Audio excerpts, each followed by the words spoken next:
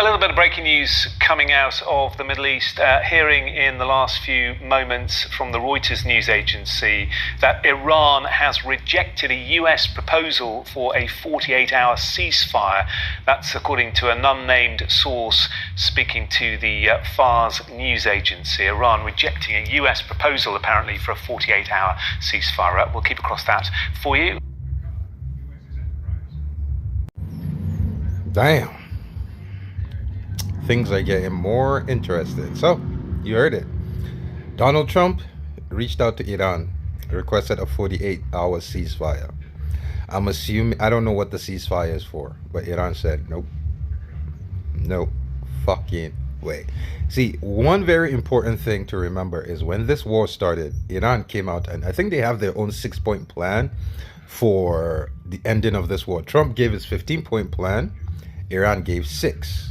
And of Iran's 6, I can't remember what all of them are, but I very much remember Iran saying the first point is there will be no negotiations. No. The first point is the war ends on their terms. Second point is there's no negotiations while they're under fire. So if Trump wants any negotiation, they're going to have to stop attacking Iran, and then this is the important point, important part of it. They said Trump has to stop attacking Iran, and then they will consider if they're interested in a deal. They're not say, they said if you stop attacking us, we will see if we're interested in a deal. And the third, I think, I'm not sure, is the new Ayatollah is about to issue the third is ballistic missiles are they're non-negotiable.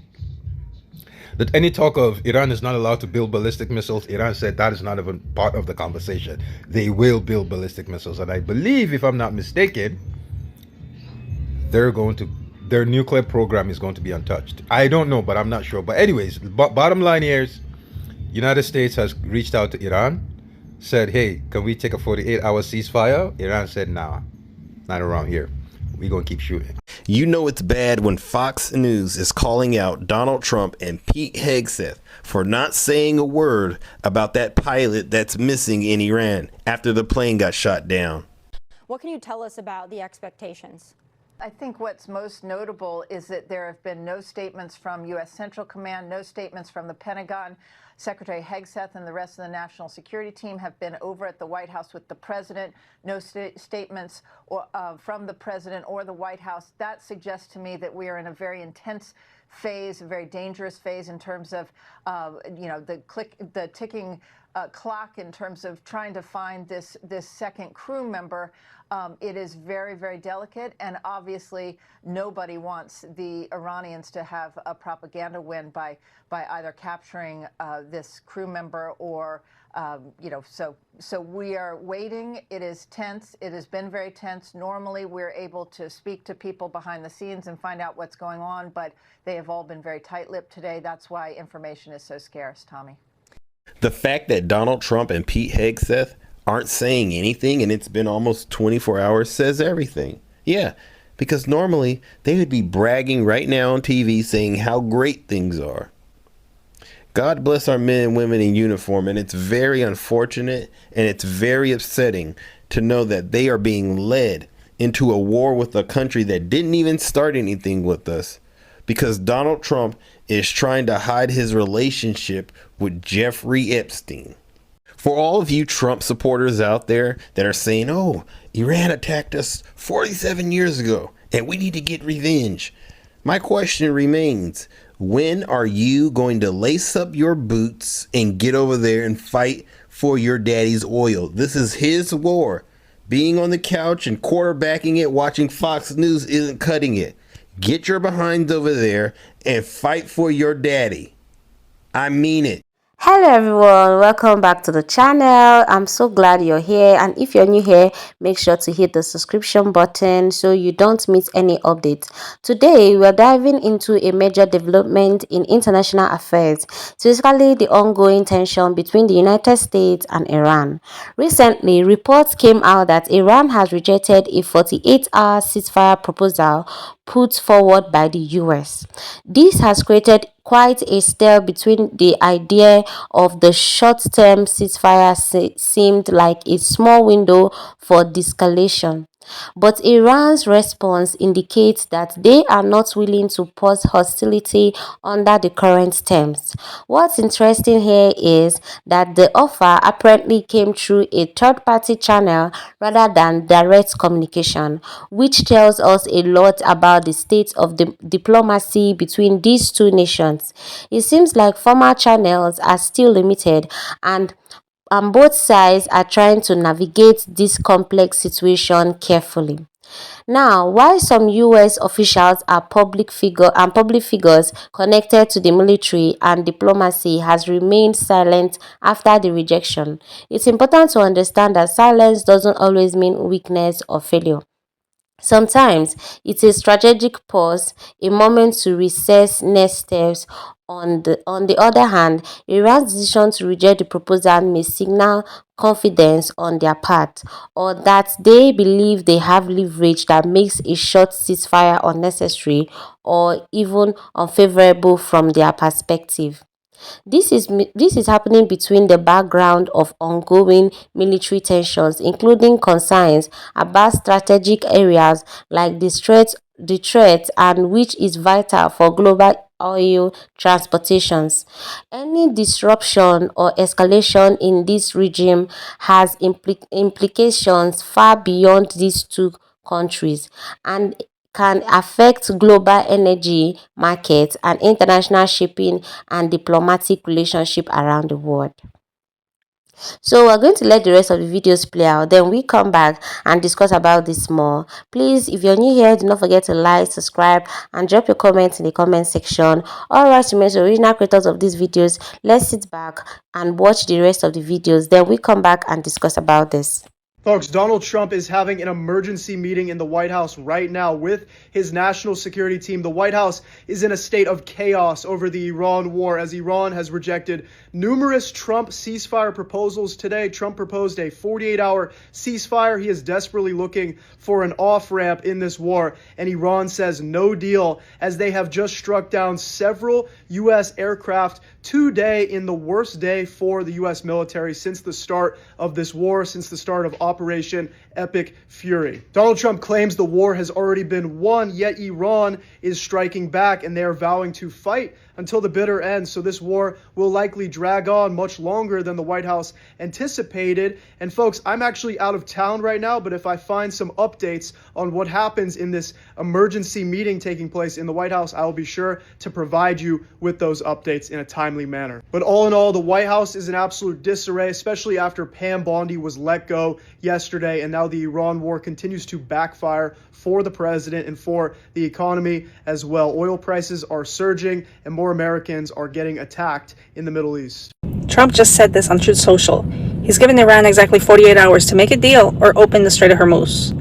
If they don't, he promised to rain down hell by Monday. To see where this is going, look what Pete Hegseth just did at the Pentagon. He fired the Army Chief of Staff and other 11 generals. Why do you fire your best generals right before a war? You don't, unless those generals were the ones holding back a move this country hasn't seen in 50 years. Then you have spokesperson Katam Al-Hanbiya making it even more intense. They're claiming they captured an American pilot, and they're demanding the release of 10,000 Palestinians prisoners to get him back.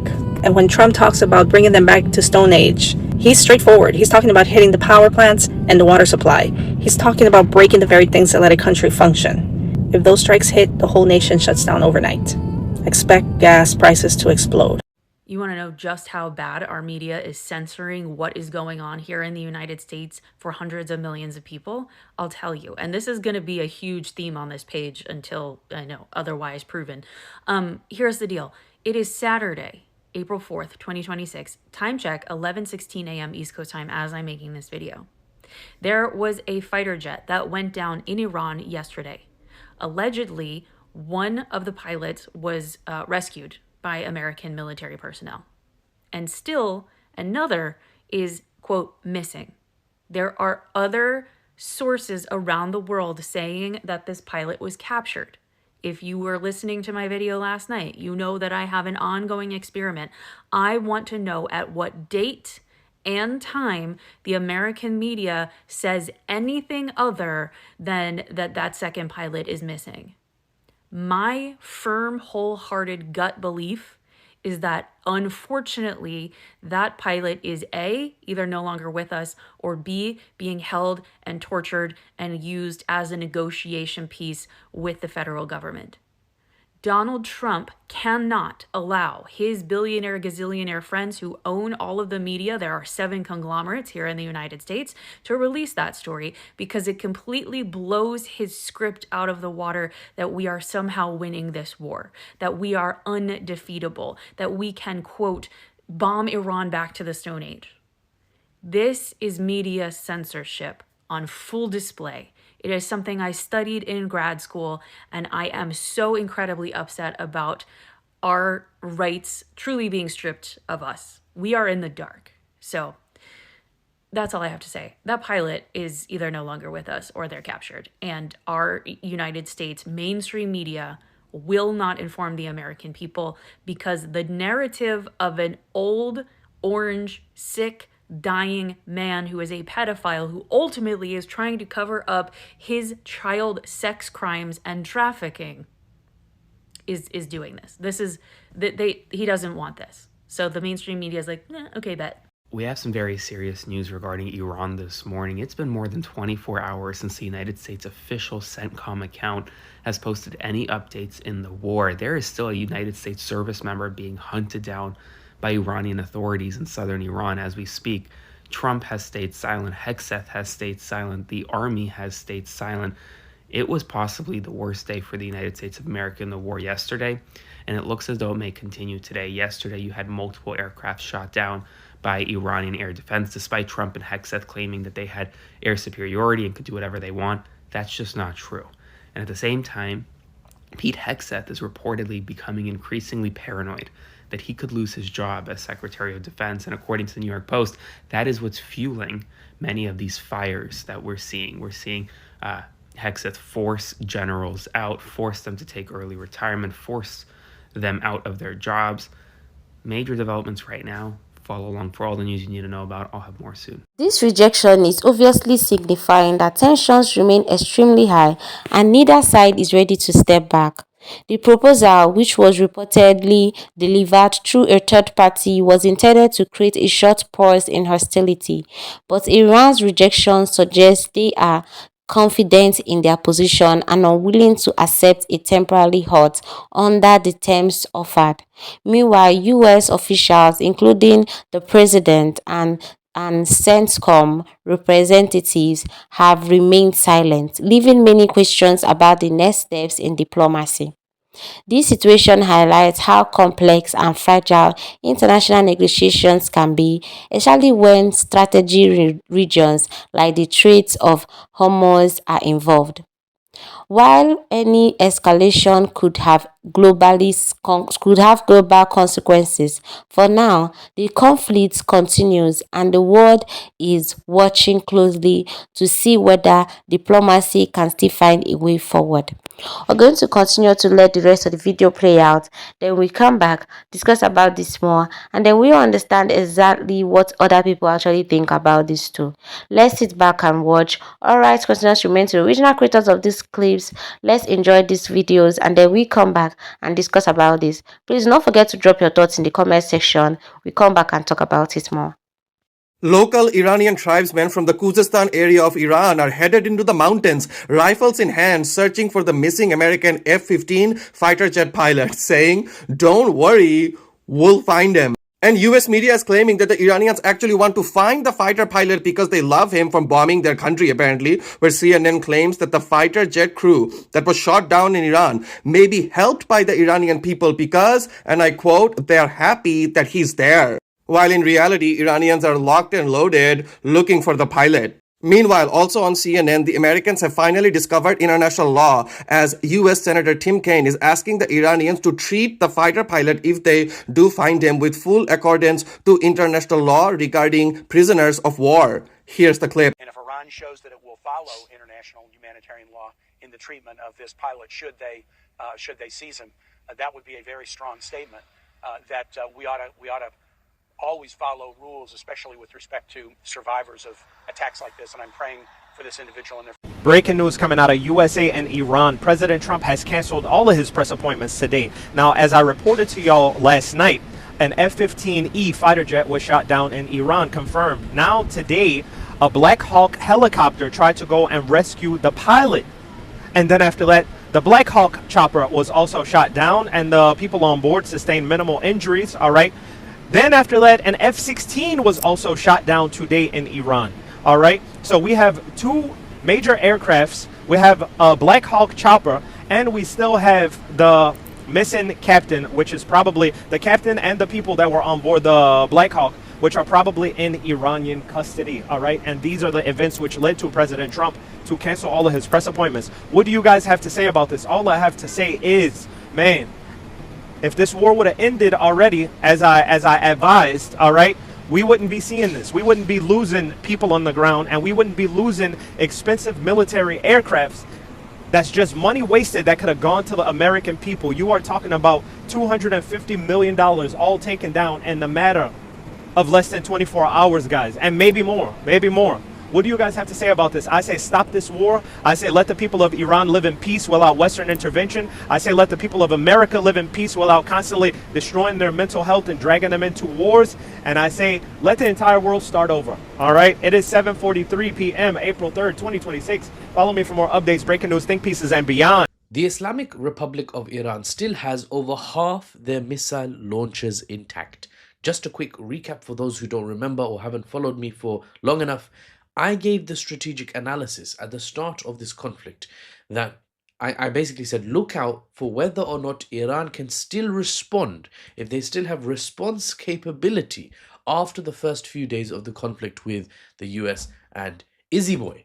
Because if the US and Israel cannot eliminate Iran's ability to respond by firing missiles and drones back at the attackers, if they can't stop Iran from responding to attacks on Iran itself, then the balance of power is going to shift in Iran's favor, assuming that Iran is not knocked out in the initial first few days. I said make no mistake, because if the defender can keep attacking the attackers, then the attackers who are glass cannons, they're going to suffer a lot more, relatively speaking, compared to the fortress nation of Persia. That's why I said at the start of this conflict, that's what I said at the start of this conflict, and we're on day 36 of the conflict now, and half of Iran's missile launchers are reportedly still intact. Now you're going to say, Baba, Mahfouz, please, we're not here for the Tasnim news agency, Press TV, pro-Iranian state media spin, bruv. Don't take the other side, right? Be our unbiased reporter, for God's sake. Well, over half of Iran's missile launches remain intact, according to who? According to American sources. Oh no, bruv. So it turns out I'm not taking the Iranian state narrative, even if at times they are reporting accurately. No, I'm reporting from CNN for you. CNN cited sources telling them that the U.S. intelligence, citing that U.S. intelligence estimates about half of Iran's missile launches are still intact. I've said that several times now, but I don't regret it because it's extremely important. You may remember figures floating around week 1 of this conflict, week 2 of this conflict, saying that the US has taken out 50%, 60%, 70%, 80% of Iran's missile launches. Certainly, US officials were saying at the time that Iran's basically not got the ability to fire back at us with anything, right? Look at the number of missiles they're firing, they would say. They would say, look how few missiles they are firing. Clearly, they're running out of missile launches, right? Well, yeah, you can't speak something into reality on the battlefield, though it seems like that was the hope and the cope from the Yanks, from the Americans. Because you see, it's day 36, mate. It's day 36, and your own intelligence sources say there's half the missile launches left now. So obviously early on you made a incorrect estimate of the number of missile launches that were taken out. That's the news. That's the news. Iran still has launches left. They still retain their retaliation capability, for better or worse. So for the part-timers, I'll see you guys on the next one. Don't forget, this is News Baba on TikTok. You can find my account. It's a big account, and it's called News Baba with a S, not a Z. If you're watching this on any other platform, and it's not from News Baba officially, then you're not watching it from me. Someone's just reposting my content. No problem. I don't really care. I don't have time for dealing with that. I don't have time to edit my own videos. You think I've got time to chase after random youths on flipping Facebook, on flipping MySpace? Okay, not MySpace. That's a bit much. But anyway, the mission continues, man. I'm here to relay to you the news and the analysis. I don't really care if people are, spending time, you could say, stealing or repurposing my content. I don't know. Great. Free marketing. Carry on. Now, the analysis. Guys, this is a catastrophe. This is a strategic nightmare for the attackers, US and Israel, especially Israel.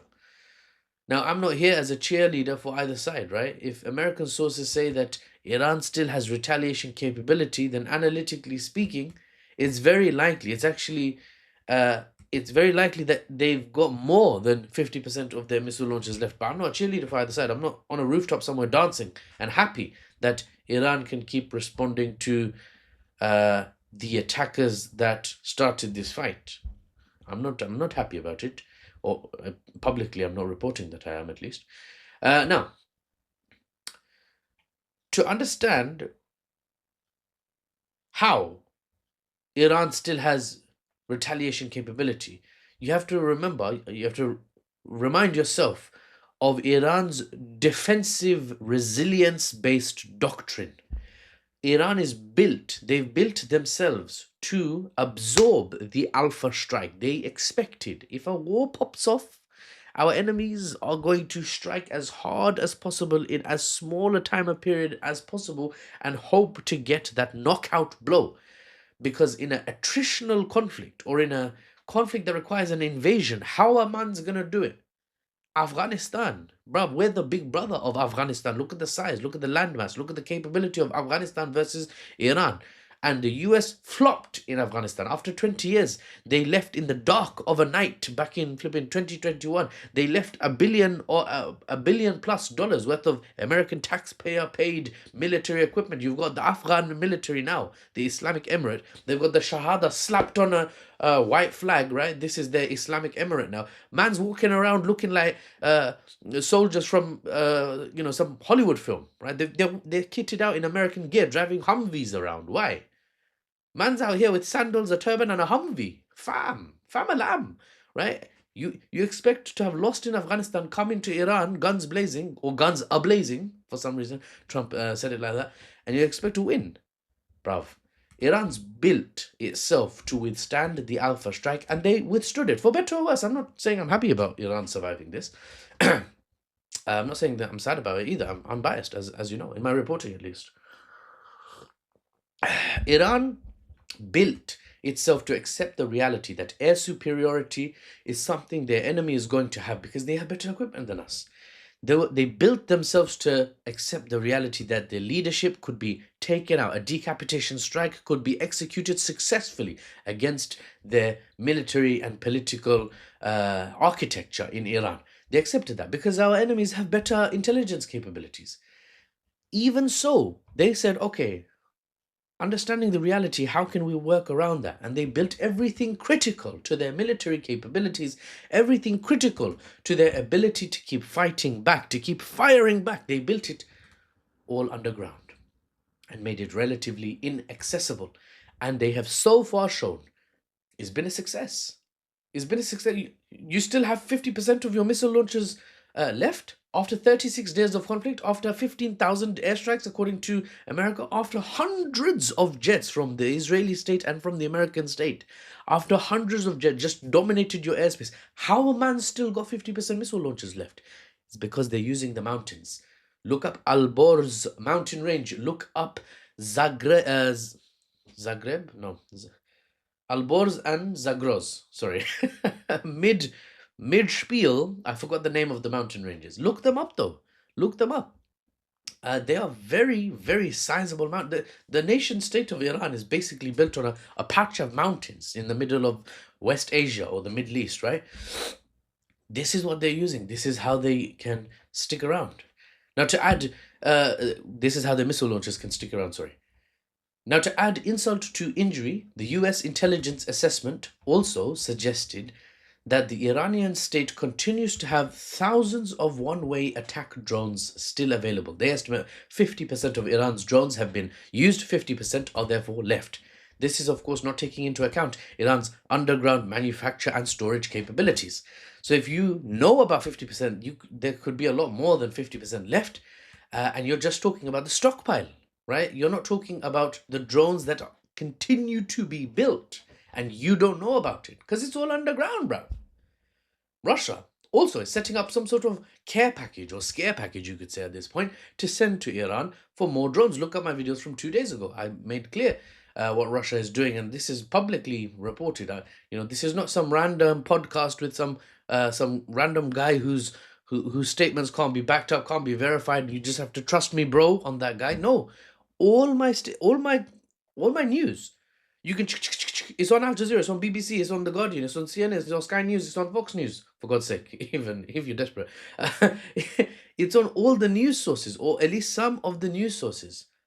The vast majority of the time, and the rest of the time, it's being mentioned, it's being contested, and I'll tell you that it's being contested by one side, but this side is saying that thing, right? So you can still come to me for the news, and it will be strong. It will be strong in terms of its factuality. It won't be sensational, because the most sensational news are the ones you can't really find, or except for one guy mentioned it on X Twitter, and then one guy mentioned it on Facebook, on a Facebook group, and then there's an AI screenshot of a downed fighter jet, and you're like, okay, I'm rolling with it. And I'm not making videos about that stuff, because that wouldn't inform you, that would further confuse you. Anyway, to summarize, in true American fashion these days, the US intelligence sources that talk about what we're talking about here, missile launches and the like, President Donald Trump's narrative goes basically and contradicts it, because he says Iran's ability to launch missiles and drones has been dramatically curtailed, which sounds like someone else wrote that for him, to be honest, because curtailed is a big word for our Donny boy, no?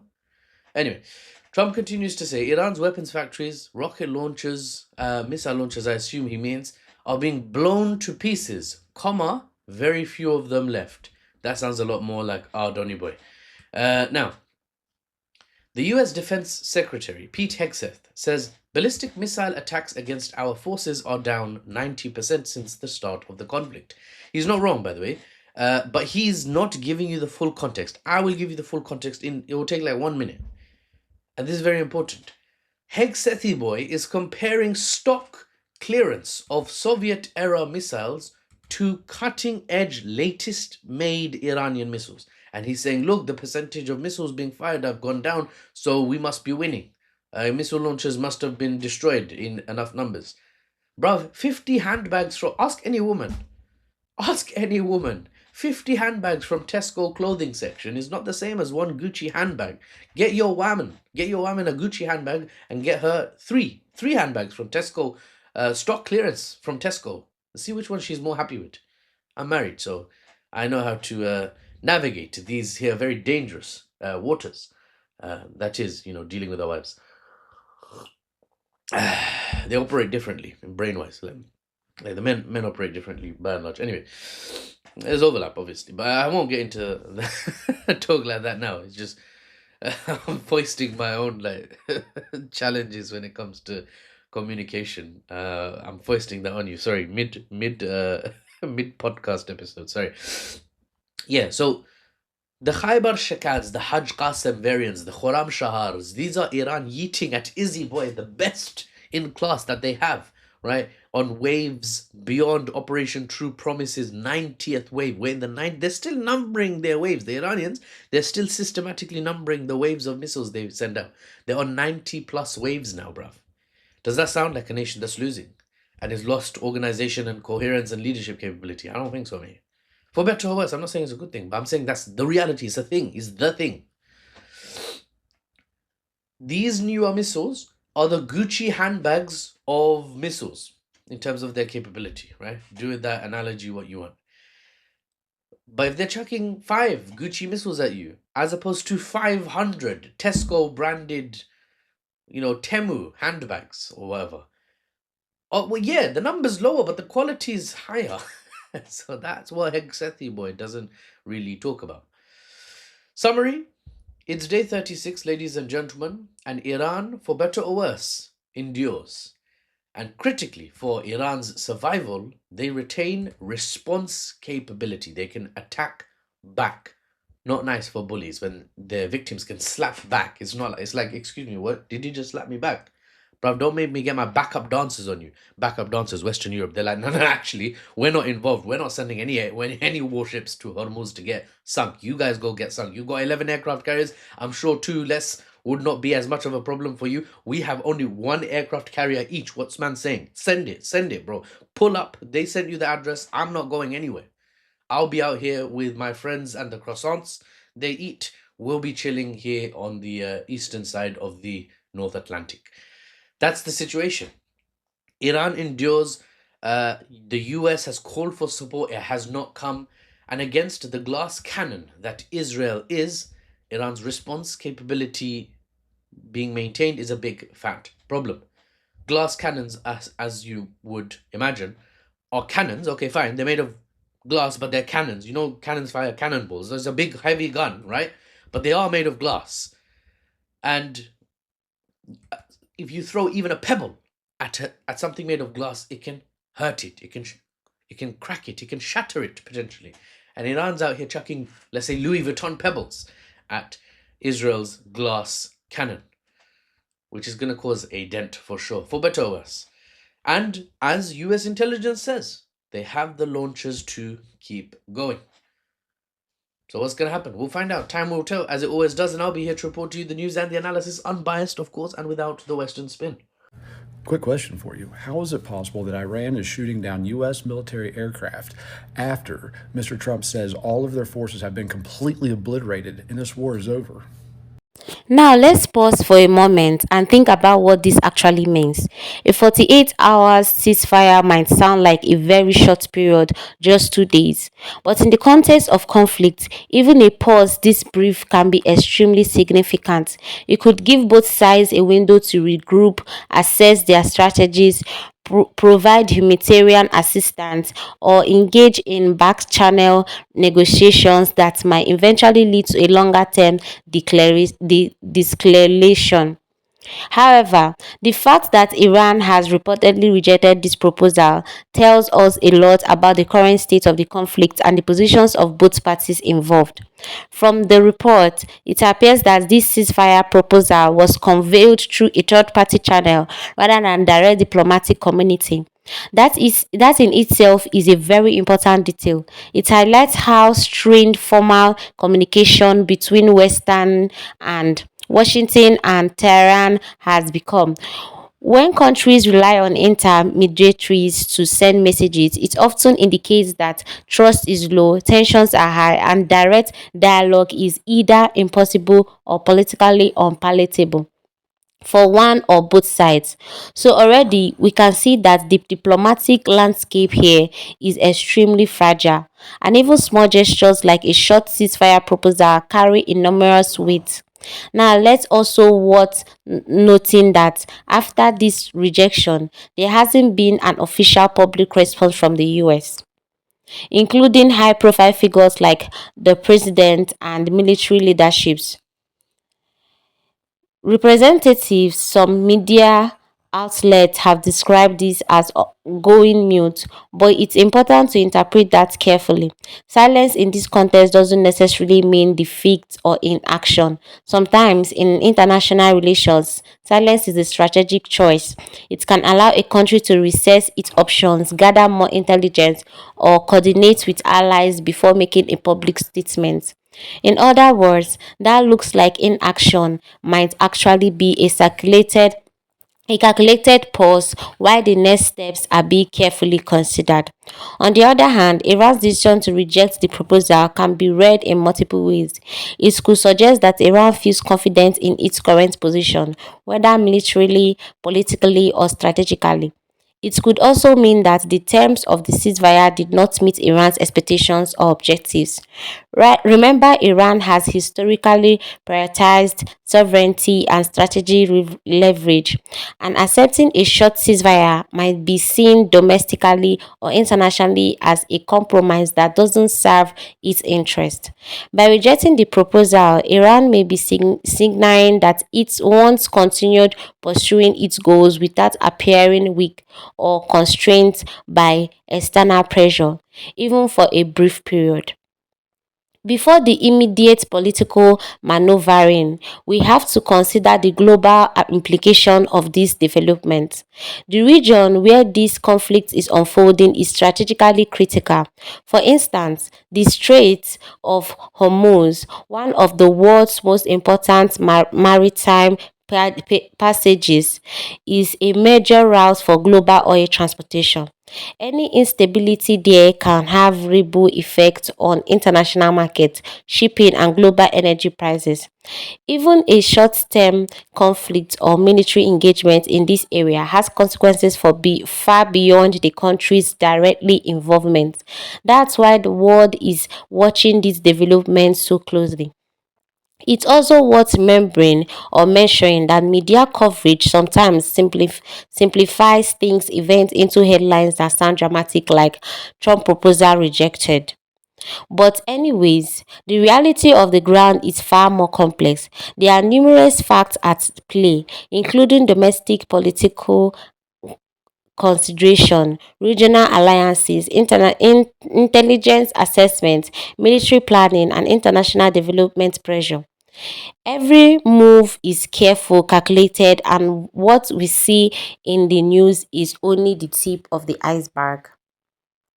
So, what might happen next? Well, there are so few possibilities. Diplomacy could continue behind the scene, perhaps through third parties, mediators, or international organizations.